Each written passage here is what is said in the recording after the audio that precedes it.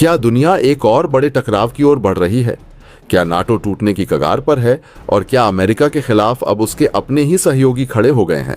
आज हम बात करेंगे उस बर्फीले द्वीप की जिसका नाम है ग्रीनलैंड, लेकिन जिसकी आग अब पूरी दुनिया को झुलसाने की ताकत रखती है। ग्रीनलैंड, बर्फ के नीचे छुपा महायुद्ध।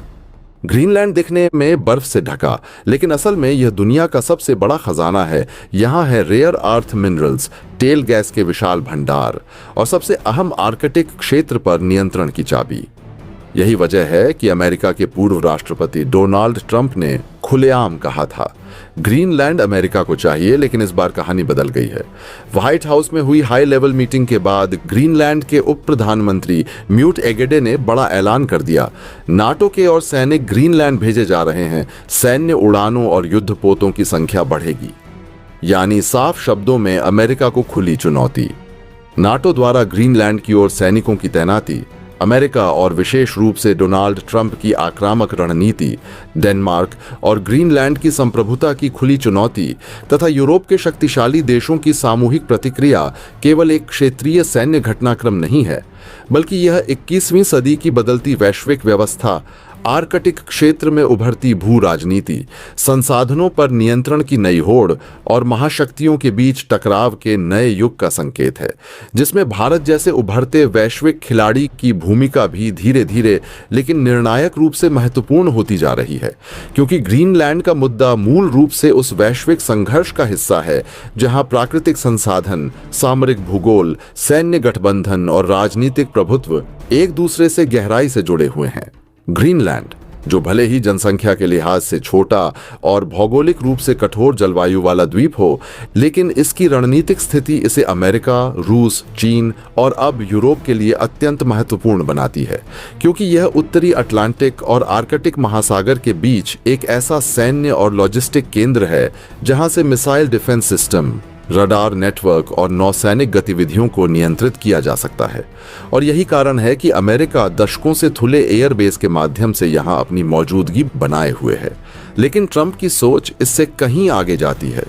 वे इसे केवल सैन्य साझेदारी का विषय नहीं, बल्कि सीधे नियंत्रण और स्वामित्व के रूप में देखते हैं, जो आधुनिक अंतर्राष्ट्रीय कानून और संप्रभुता की अवधारणा के बिल्कुल विपरीत है। डेनमार्क की प्रधानमंत्री मेट्टे फ्रेडरिक्सन द्वारा यह कहना कि यदि अमेरिका ने ग्रीनलैंड पर कब्जा किया तो नाटो का अंत हो जाएगा, अपने आप में इस संकट की गंभीरता को दर्शाता है। क्योंकि नाटो जैसी संस्था आपसी सुरक्षा और साझा मूल्यों पर टिकी होती है, न कि किसी एक सदस्य की विस्तारवादी महत्वाकांक्षा पर। और यही कारण है कि फ्रांस, जर्मनी, स्वीडन, नॉर्वे और अन्य नॉर्डिक देशों ने न केवल राजनीतिक बयान दिए, बल्कि सैनिक और टोही दल भेजने की घोषणा भी की, जिससे यह स्पष्ट हो गया कि यूरोप अब अमेरिकी दबाव को आंख मूंद कर स्वीकार करने के मूड में नहीं है।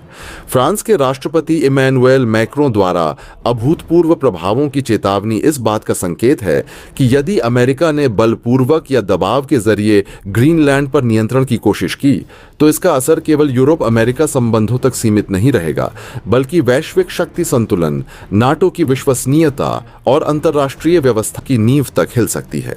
इस पूरे परिदृश्य में भारत की भूमिका प्रत्यक्ष रूप से भले ही सैन्य न दिखे, लेकिन रणनीतिक रूप से अत्यंत महत्वपूर्ण है। क्योंकि भारत तेजी से एक ऐसा देश बन रहा है जिसकी राय, संतुलन और कूटनीतिक रुख वैश्विक स्तर पर मायने रखता है, विशेष रूप से तब जब दुनिया बहुध्रुवीय व्यवस्था की ओर बढ़ रही है। आर्कटिक क्षेत्र में भारत पहले ही एक वैज्ञानिक और रणनीतिक हितधारक के रूप में अपनी उपस्थिति दर्ज करा चुका है। भारत का आर्कटिक अनुसंधान स्टेशन हिमाद्री नॉर्वे के स्वालबार्ड में स्थित है और भारत 2013 से आर्कटिक काउंसिल का पर्यवेक्षक सदस्य है, जिसका अर्थ यह है कि भारत इस क्षेत्र में होने वाले भू राजनीतिक और पर्यावरणीय परिवर्तनों को न केवल वैज्ञानिक दृष्टि से बल्कि रणनीतिक दृष्टि से भी समझ रहा है। ग्रीनलैंड में दुर्लभ खनिजों, रेयर अर्थ एलिमेंट्स, यूरेनियम, तेल और गैस के विशाल भंडार मौजूद हैं, जो भविष्य की तकनीक, सेमीकंडक्टर, इलेक्ट्रिक वाहन, रक्षा प्रणालियां और नवीकरणीय ऊर्जा के लिए अत्यंत आवश्यक हैं। और यही वह बिंदु है जहां भारत का हित अमेरिका, यूरोप और चीन तीनों से अलग लेकिन जुड़ा हुआ है, क्योंकि भारत अपनी आपूर्ति श्रृंखलाओं को चीन पर निर्भरता से मुक्त करना चाहता है और इसके लिए वैकल्पिक स्रोतों की तलाश कर रहा है। यदि ग्रीनलैंड पर अमेरिका का एकतरफा नियंत्रण स्थापित होता है तो यह संसाधनों के वैश्विक वितरण में असंतुलन पैदा कर सकता है, जिससे भारत जैसे देशों के लिए रणनीतिक विकल्प सीमित हो सकते हैं। जबकि यदि यूरोप और डेनमार्क के नेतृत्व में ग्रीनलैंड अपनी स्वायत्तता बनाए रखता है और संसाधनों का बहुपक्षीय नियम आधारित उपयोग होता है तो भारत को भी साझेदारी और निवेश के अवसर मिल सकते हैं। इसके अलावा यह संकट भारत के लिए एक कूटनीतिक परीक्षा भी है, क्योंकि भारत अमेरिका के साथ क्वाड, रक्षा सहयोग और तकनीकी साझेदारी के जरिए गहरे संबंध रखता है। वहीं दूसरी ओर भारत यूरोप के साथ भी रणनीतिक साझेदारी, व्यापार और राजनीतिक संवाद को लगातार मजबूत कर रहा है। ऐसे में भारत को एक संतुलित रुख अपनाना होगा, ऐसा रुख जो अंतर्राष्ट्रीय कानून, संप्रभुता और बहुपक्षवाद के सिद्धांतों का समर्थन करे, लेकिन किसी भी पक्ष के साथ संबंधों को अनावश्यक रूप से नुकसान न पहुंचाए। भारत का पारंपरिक रुख रहा है कि वह क्षेत्रीय विवादों में सैन्य हस्तक्षेप या जबरन कब्जे का समर्थन नहीं करता, चाहे वह यूक्रेन संकट हो या दक्षिण चीन सागर का मुद्दा। और इसी सिद्धांत के तहत भारत ग्रीनलैंड के मामले में भी डेनमार्क और ग्रीनलैंड के लोगों के आत्मनिर्णय के अधिकार का समर्थन कर सकता है, भले ही वह सार्वजनिक रूप से तीखे शब्दों का प्रयोग न करे। नाटो के भीतर बढ़ता यह तनाव भारत को यह सोचने पर भी मजबूर करता है कि वैश्विक सुरक्षा ढांचे कितने स्थिर हैं, क्योंकि यदि नाटो जैसे मजबूत गठबंधन के भीतर ही दरारें पड़ती हैं तो इसका असर एशिया प्रशांत क्षेत्र पर भी पड़ सकता है, जहां भारत को चीन की आक्रामकता, हिंद प्रशांत की सुरक्षा और समुद्री मार्गों की रक्षा जैसे मुद्दों से जूझना पड़ रहा है। ट्रंप की अमेरिका फर्स्ट नीति का यह रूप, जहां सहयोगी देशों की संप्रभुता भी सौदेबाजी की वस्तु बन जाए, भारत के लिए एक चेतावनी है कि किसी भी साझेदारी में आत्मनिर्भरता और रणनीतिक स्वायत्तता कितनी जरूरी है।